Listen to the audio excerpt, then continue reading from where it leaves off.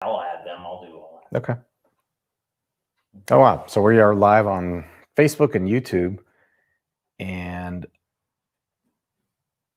we are just playing around with a new concept here. So we're looking at trying to do a show that we could live stream and where my guests are actually you guys, and we could bring you on and you can ask a question and we could have conversations and debate like you would in a comment section, but instead being live. So let's see if we can try out a question. So I can't see, Jeff, if you can, like I only see half the question. Would you recommend taking an omega-3? But I can't see the name. Okay. Weinberg, but I can't see the first name, like it's cut off at the side. Sorry, guys, we're learning as we try new techniques here. But there's a question here. Would you recommend taking omega-3 if you're doing a plant-based diet? And I 100% would. There's been really mixed results out there right now. But if you look at the EPIC data, which is a study of what was essentially plant-based people versus meat eaters in England, they looked at specifically in Oxford. And the interesting thing about those vegans there is they were mainly ethical vegans. They weren't really trying to be healthy. They did not take supplements. They didn't eat fish, and they had pretty low omega-3 levels and actually low fiber levels. And they did well, but they didn't do as well as when you look at the pesco-vegetarians in the Adventist Health Study and even the vegans in the Adventist Health Study. And there is a consideration that omega-3 may be essential both to heart health and possibly brain health. I don't think there's much of a downside to using it, except that polyunsaturated fatty acids can go bad really quickly. So you need to store them in a dark place that's not too warm. But other than that, we really haven't seen problems with that. So I definitely would use an omega-3, and I do every day. I use Ovega. I don't get paid by any brands. That's just what I use. Everybody asks me. Nordic Naturals has a brand. Some of the other ones have a brand.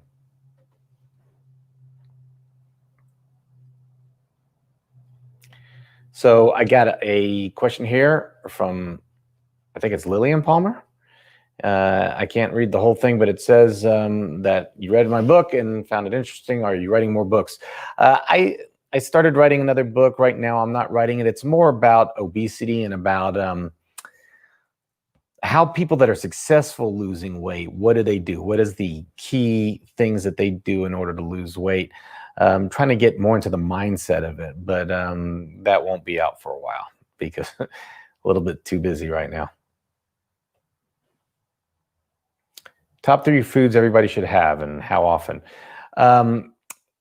Everyone should have some kind of grain. So I try to get oats every day, or I really try to work on getting whole grain breads. I use Ezekiel bread. It can be rice. It can be something like that, but grains are very important. If I do rice, I use long cut basmati rice. It's basically the least processed. You don't want polished rice. The only thing with rice is it can be a little bit more contaminated with things like arsenic, so you got to be a little bit careful about what you choose. But I do get organic basmati long grain uncut rice. The other thing I think everybody should get is legumes. So I try to get beans multiple times in a day. I think beans are extremely important. And the other thing is dark green vegetables. So some kind of kale or collards or spinach during the course of the day. Constipated on a whole food, plant-based, high fiber diet with plenty of fluids and exercise. That is very rare, but it can happen. There are a few things to think of. Number one would be to take Metamucil prior to your actual meal. Number 2 is to gel chia seeds. So actually let them sit in water and get a gel and then add that to the foods. Third thing are prunes and prune juice.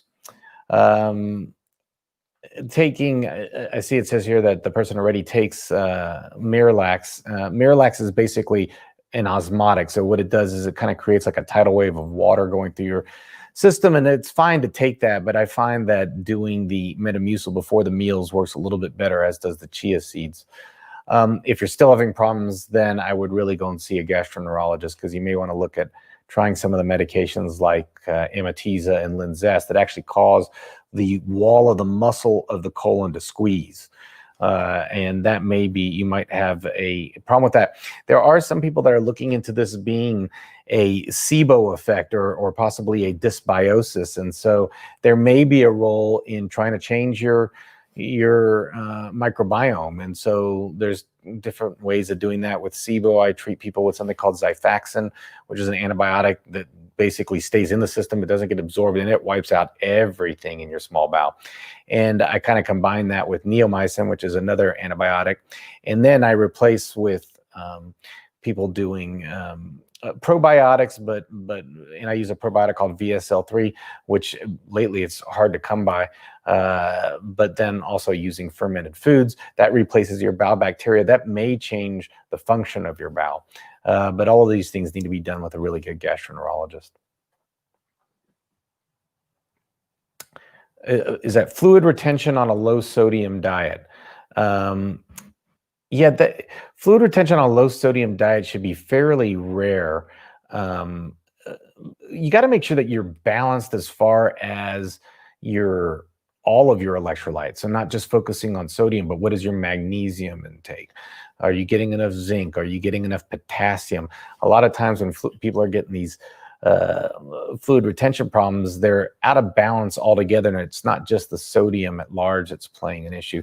And then the other thing is weight. So a lot of what people consider sodium retention and fluid retention actually has more to do with the physical excess weight in the abdomen, which can place pressure on the drainage from the legs. And so the legs tend to swell, and people say it's the salt intake, but it's not really the salt intake, it's weight in general.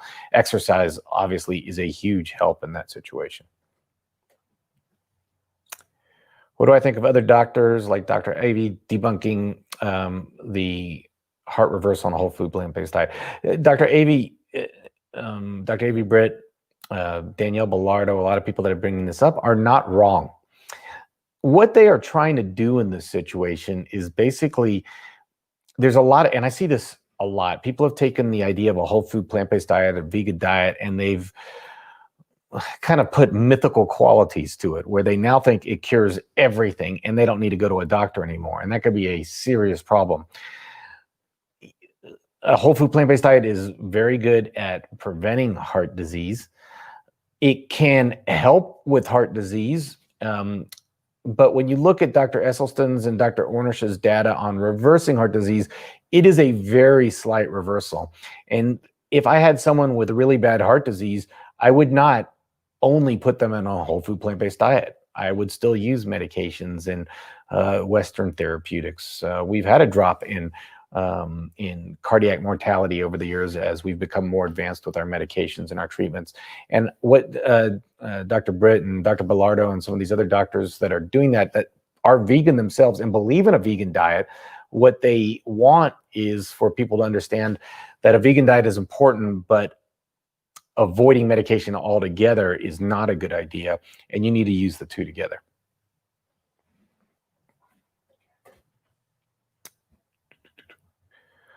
What do you have to make of the soul? Oh, wow. What do I make of the soul? That's an interesting comment. And one I think about a lot. The soul. So obviously in medicine, we don't learn much about the soul, but every single doctor has had weird experiences with patients. Like if I've got a sick patient and they tell me about a dead relative that is visiting them, I get worried because almost invariably they are going to pass, and they seem to know before I do. I believe in the soul, but there's no way of testing and knowing for sure. I think there's some really good books. I'm trying to remember the doctor that writes a lot about the soul. It's on the tip of my tongue, and he's got a book about prayer and medicine. And I'm blanking on it, but it has a really good discussions of the soul. But maybe that's a topic we'll bring up one day and bring on someone so that we can talk about it.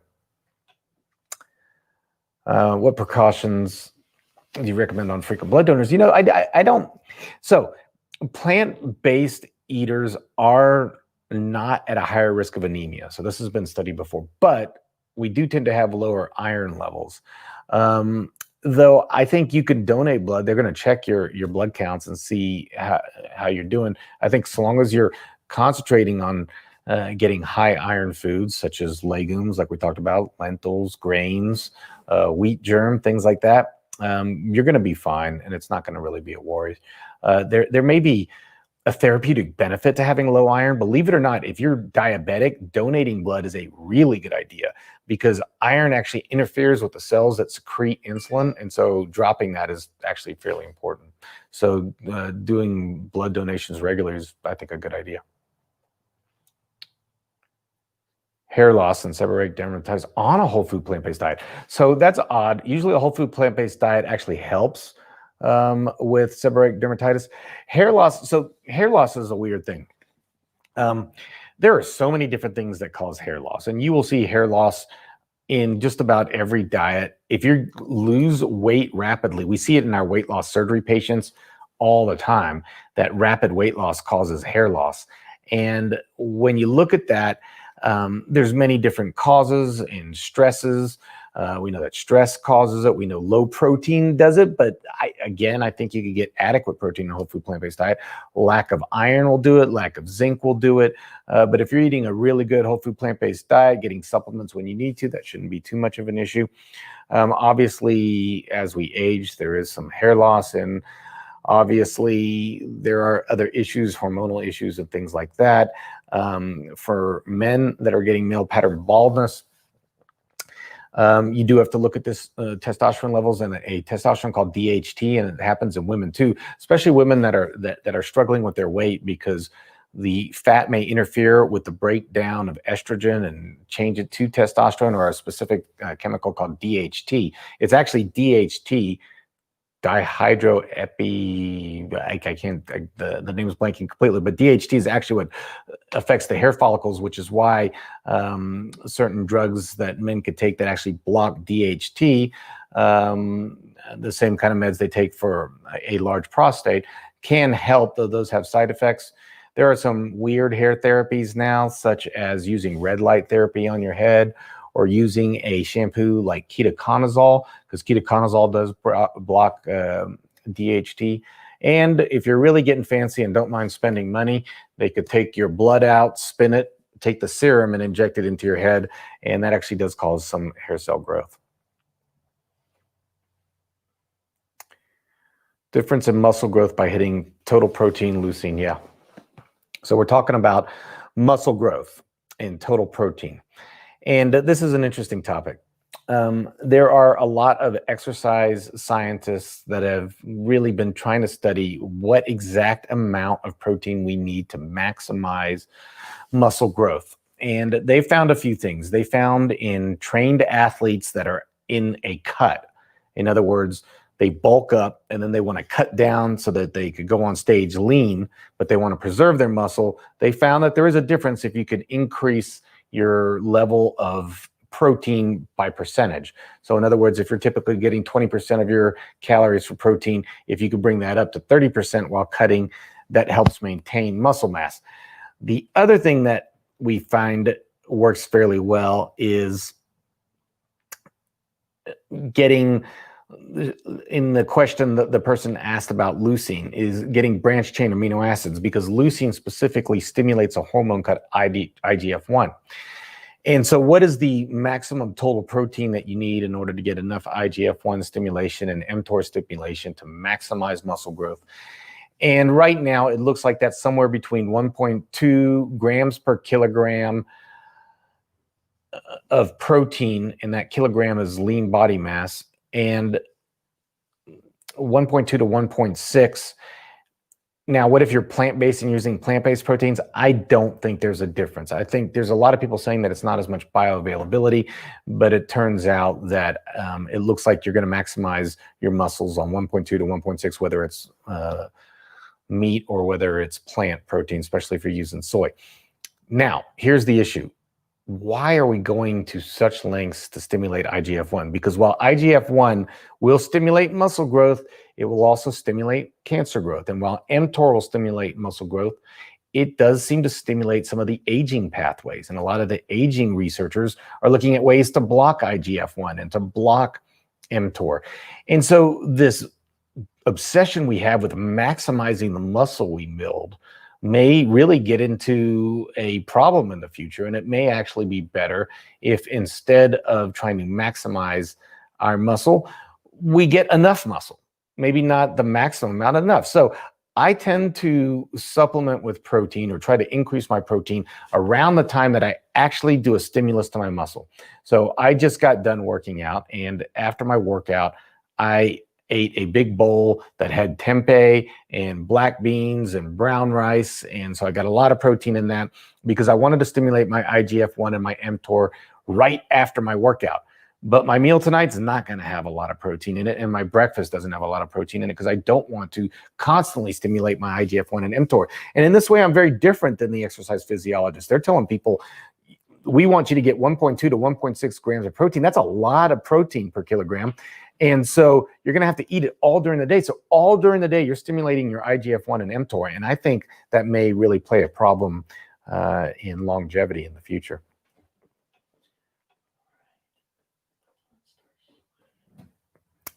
All right, so Rebecca's asking, what are your thoughts on the starch solution, 50% of the plate being starchy vegetables, and is it good for a Roux en Y patient? So eating a lot of starches, I actually think is pretty good. If you look at the, so there's a lot of things with starches that people don't seem to understand. There's a thought that carbs make you fat and starches are carbs, and that is completely not correct.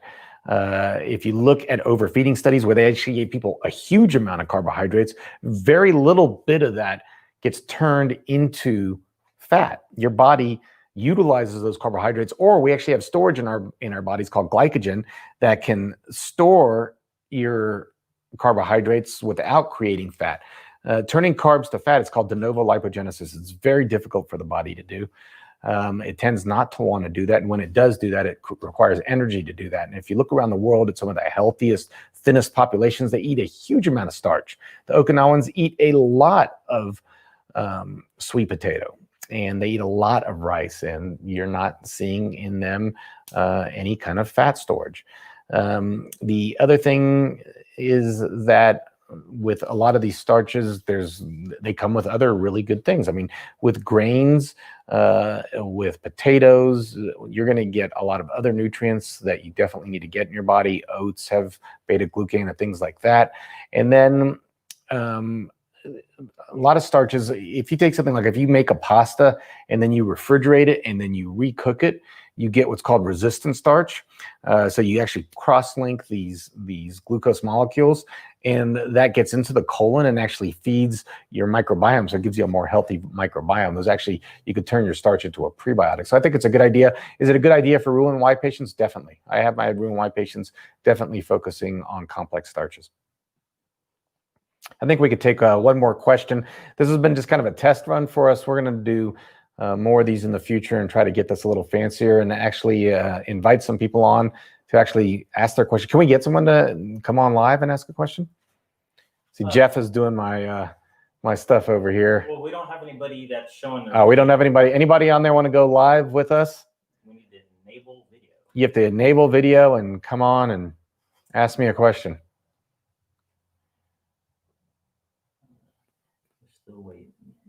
We do have an interesting question. Okay, we got an interesting question. Can you make a video responding to Kyrgyzstak's video on meat and dairy contradicting many pro-plant posts? Oh, was this about the agricultural benefits of? I don't know that video. I haven't seen it, so I'd have to look that up. Okay. Maybe that's not the one. Let's see. I have a dumb hypothesis in which protein powders may be similar to a lot of sugars at one time and stretch protein intake over hours. Yeah, that probably isn't exactly true. I mean, protein can get turned into sugar through gluconeogenesis, but it's fairly small amount, so I don't think that's going to be too much. But I don't use much protein powder, to be honest. I do occasionally. You know, after a hard workout, sometimes you just don't feel like eating, and then I'll do a shake just to get that quick IGF-1. Now, the other thing about taking protein after a workout is it really needs to be combined with carbs. Your body is not going to get that good muscle protein synthesis unless that protein is combined with carbohydrates. You'll hear this. A lot of the science argues back and forth, but it tends to be a 4-to-1 ratio of carbs to protein in order to really get a benefit. This might be relevant. Okay. I'm surprised that the mass media hasn't acknowledged the benefits of plant-based diet and COVID and future pandemics. Yeah, they really should. I mean, a lot of people are complaining that, we're talking about masks. We're talking about, social distancing, but we're not talking about actually being healthy. And we know if you look at, some of the data coming out that being overweight and being sick gives worse outcomes with COVID. And so we should be talking about that, frankly, but we should be talking about that with everything, because being overweight and being sick gives you more diabetes, and it gives you more obesity and more heart disease. So it should be something that we need to be focusing on more in general. We don't, if you got COVID tomorrow, or, if you're overweight and you're going to try to get healthy, you're not going to get healthy overnight. So you still got to use a mask.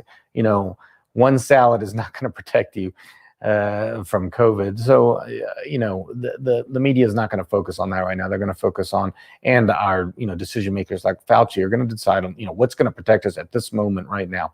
But I would like to hear a little bit more from media in general, as I have for all my years of being a doctor. I'd like to hear more from the medical profession about lifestyle. I don't have anybody video feed. Yeah, that's okay. All right, guys. Well, thank you so much for playing around with us. I'm going to do more of these in the future. We'll do Q&A. We'll try and get some live Q&A and some discussions. Maybe have some guests where we can involve some people talking with them. But thank you very much. I hope this worked well for you. Thanks.